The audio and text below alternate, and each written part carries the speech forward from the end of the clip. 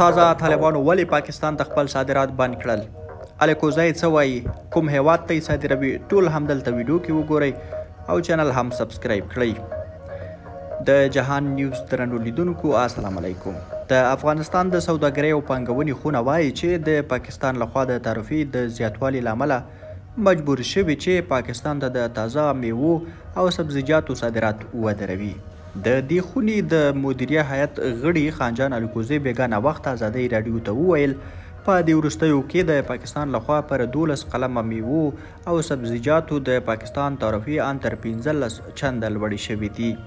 نوموړي وویل مجبور شولو چې د اوس لپاره صادرات ودروو ځکه هلته بازارونو کې نرخ پورته ځي. نه یوازې زموږ بزګرانو او سوداګرو ته زیان رسیږي بلکې د پاکستان خلک هم ترې زیانمن کیږي ځکه ورسره هلته هم نرخونه پورته ځي.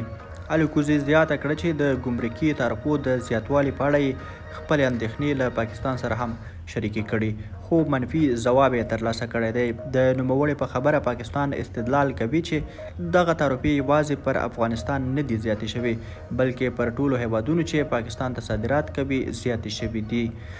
دا لومړی ځل نه دی چې پاکستان د اوړي په موسم کې چې په افغانستان کې د میوو د حاصلاتو موسم دی د سبزیجاتو ترڅنګ د تازه میوو د صادراتو پر وړاندې سخت اقدامات کوي بلکې له دې مخکې هم په کراتو د مختلفو دلایلو له امله هغه هیواد ته د افغانستان د تازه میوو د صادراتو مخه نیولې چې افغان بزګرو او سوداګرو ته ډیر زیانونه اړولي دي. درنو لیدونکو تاسو هم خپل نظر کامنټ کې شریک کړئ.